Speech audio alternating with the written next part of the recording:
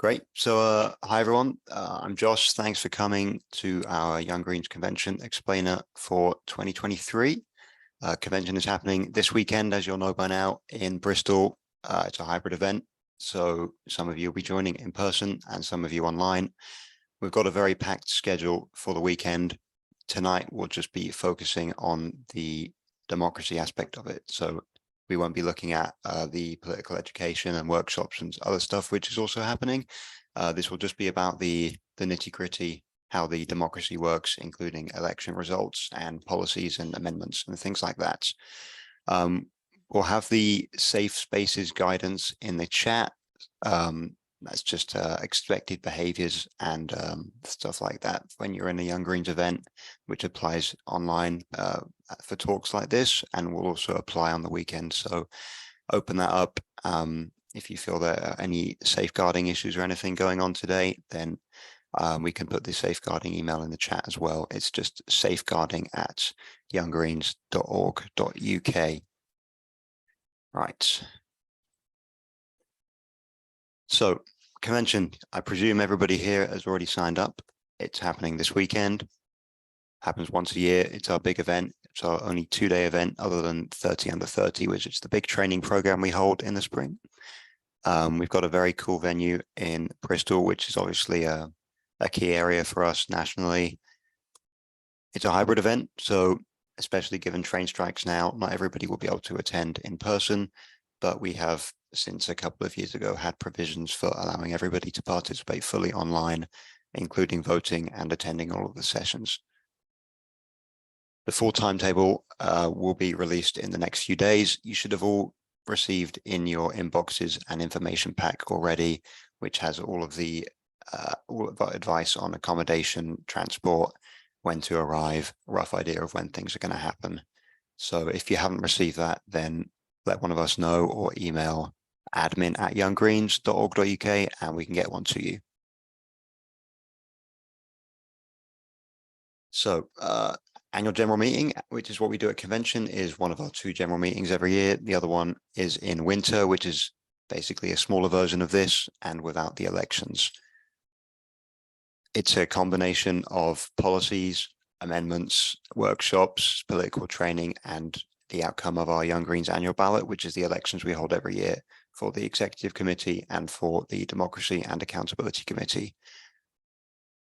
We also hear reports, so every member on both committees writes an annual report outlining what they've done over the year, things they're particularly proud of, things they wish could have gone better, for example. And unlike other reports which the members write over the year, these ones are voted on and that's recorded. So, for example, if there's a member who's been in a particular role this year and you think they've done a particularly great job, then you can vote to approve their report. On the flip side, you can vote against somebody's report if you don't think it accurately reflects what they've been doing or you disapprove of something they've been getting up to this year.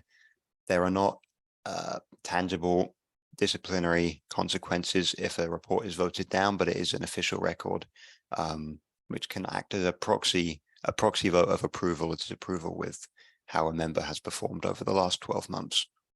The other report is the committee technical report, which basically, as it says on the screen, is an outline of all of the administrative decisions which the Democracy and Accountability Committee has made over the year, including rulings, if there have been votes of no confidence, then outlining the results of those, etc. It's not exciting, but it's useful to have it down on paper. Plenary sessions then, which will take up a large bulk of the time on the Saturday and Sunday, where we debate and vote on all of the motions and amendments which have been submitted by you and other members over the last month or so. They have just closed as of this weekend, so there are currently only emergency motions can be submitted from now on. We'll have another page on the presentation on all of the different types of motions in a bit. But basically, when you hear plenary, that means it's an official time at convention where we'll be debating and voting on all the motions. And I'll show you where you can find all of them before you attend in a moment. And additionally, at convention, some of you will be members of liberation and or special interest groups. We have 6 liberation groups and 2 special interest groups currently. We will allocate a short session for each of them in the mornings on the Saturday or Sunday, which those groups can use as they wish. Some will use it as an annual general meeting for their committee, and others will just have an open meeting where, for example, Young Green Women or Young Greens of Color can meet for 20 or so minutes to talk about whatever they want. They can co-op new committee members, etc. And there's more information on liberation and special interest groups coming up, or I can show you links to where you can find it on our website. And there's the link. Okay, discuss.green, which you've probably all been made aware of already. That's where all of our convention related stuff is put, including all the candidates for our elections, all of the motions, all of the amendments, all of the reports, which you can already read on there live. Go to discuss.green. So what happens at plenary?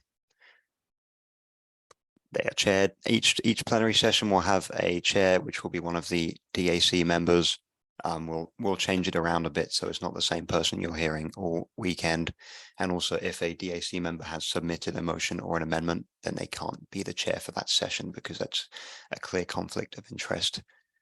Prioritization ballot is something you should be aware of. So basically, there's no guarantee we'll get through all the motions which are submitted because there's quite a lot. Therefore, we run a ballot before we start to allow members to say which motions and amendments they deem to be more important or more worthy of being heard and voted on. So on the morning on the Saturday when we arrive, all of you will get an email going to a voting website where you'll be able to read and rank all of the motions in order of preference. That will be open for a couple of hours in the morning, and then around midday on Saturday, we'll have the results. So it's possible, perfectly possible, that we will get through every motion anyway, but there's no guarantee. So we want to make sure that the motions we do here are the ones which you guys think are the most important. It's ranked STV voting, so you can vote for all of the motions, or if you only want to hear one, you could put that as number 1 and then give no preference to any of the other motions. And you don't necessarily need to support a motion to rank it highly. You might just think that it's worthy of being debated compared to any other motion on the list. Debating pairs is a mechanism we use during plenary to make sure that the debates are as balanced as possible. So we don't just want to have 5 speeches in favor of a motion and then nothing against. Not only is that overwhelmingly clear in the room already as to what direction the debate is going, but it would also just end up wasting time.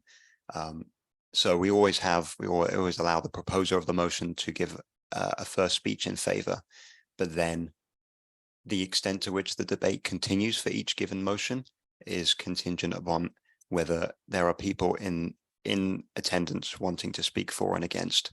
So we intend to have a 1-to-1 ratio of speeches for and against any motion. And in theory, these speeches for and against can continue forever. In practice, the chair of a given session will likely make a decision, if a debate has been going on for a long time, about moving straight to a vote. And then we vote. Voting counts equally online and in the room, and there are various majorities required for a motion to pass depending on what type of motion it is, and we'll get to that on the next slide. Quoracy is just the minimum number of people who need to be in attendance at a given time for a decision to be official.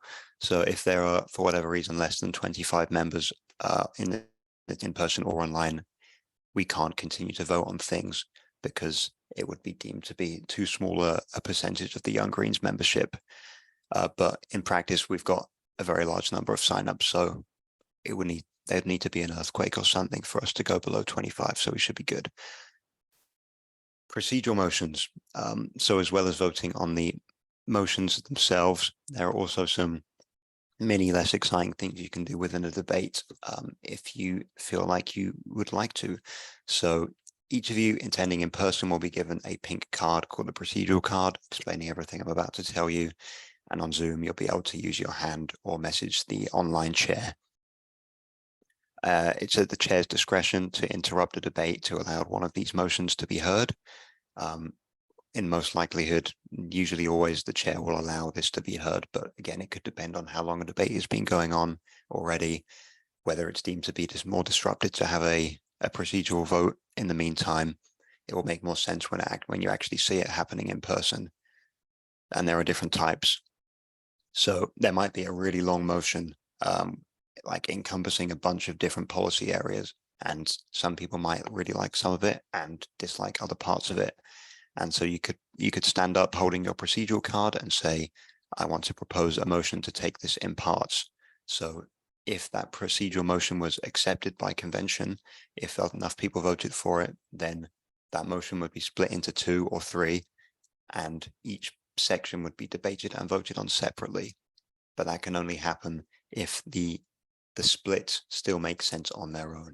So each split part of the motion would still have to be able to stand on its own and make sense independently, because there is a risk that only one part of that motion might pass. We can't have it where we vote for one really niche part of a motion, but on its own, it doesn't make any sense. So this is up for the chair of the session as well to decide whether a motion being taken in parts is valid and acceptable. We can also refer a motion back. So if there's a motion, I did one of these last year, which I really rushed before I submitted it, and then it got referred back, where there are some good ideas in it, or some of the motion works, but it feels like there should be more work on it done before it's accepted. Rather than voting against it, you can propose that it's referred back, which would mean it would be on the proposer to come back next time there's an annual general meeting to repropose the motion, presumably editing it in the meantime so it's more constitutionally fit or more popular, etc. It's also acceptable to vote down any of these procedural motions. So somebody might want motion A to be referred back so it can be voted on a year later, and you might think, actually, let's just get on with it and vote for it now. Equally fine either way. You can also propose for a motion not to be put. So maybe you've proposed something and then you think on the day, actually, I shouldn't have done this. It's not ready. I regret proposing this motion. And you could say, I'd like this motion not to be voted on. This would require a substantial majority of convention to vote in favor of this, because obviously it's quite significant to be saying, no, we actually don't want to vote on this at all. But you're allowed to propose that as a procedural motion. And then finally, minor textual amendments. This is not essential because DAC have the power to introduce textual grammatical corrections to the Constitution and stuff anyway. But if you're in the middle of the debate and you see that there are some grammatical errors, then you can ask for them to be changed. That will always be accepted unless there's a very strange chair.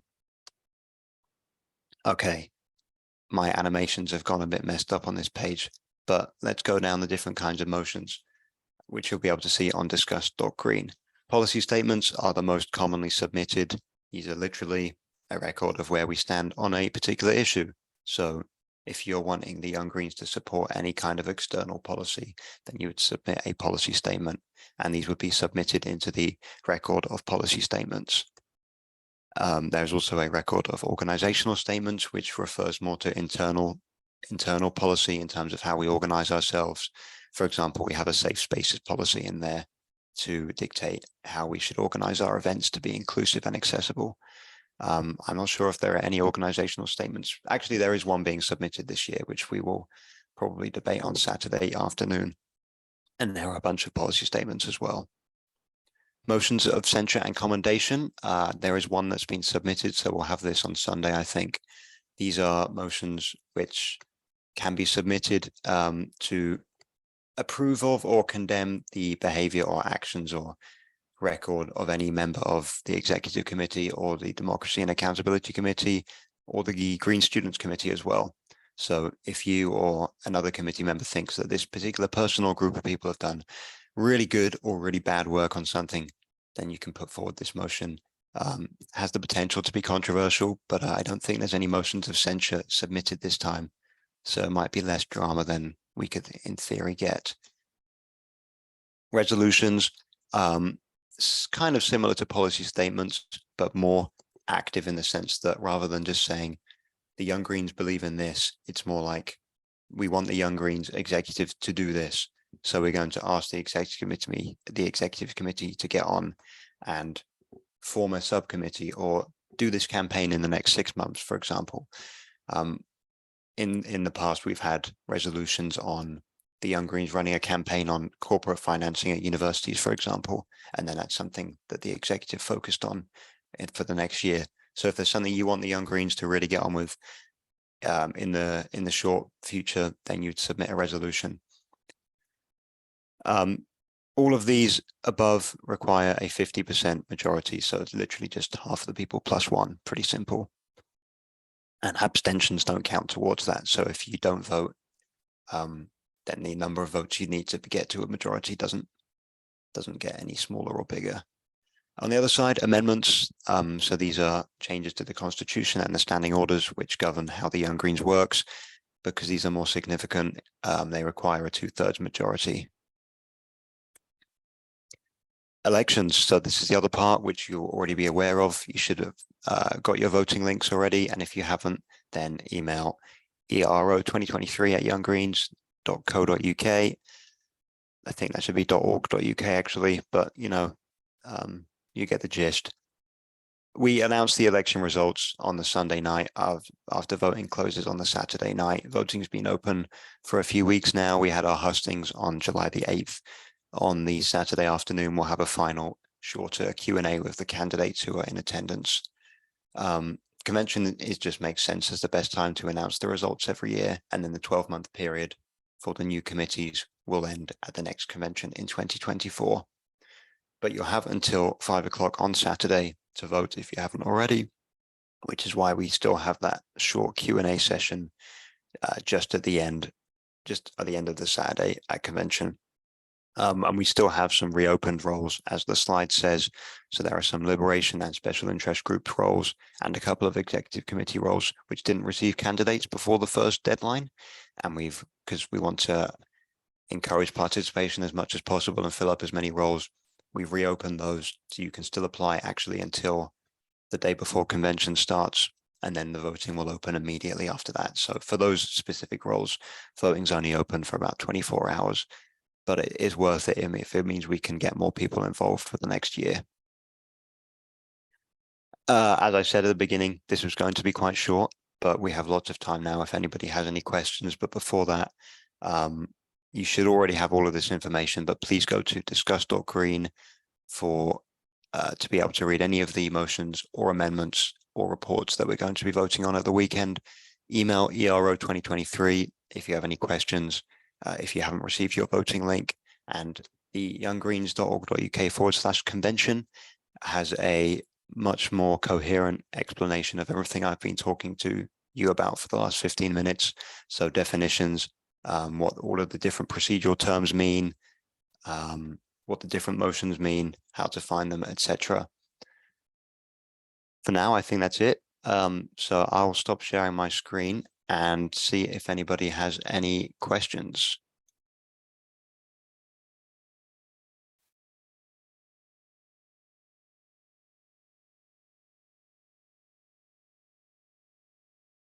And if there isn't any, then we can finish early, which is also fine.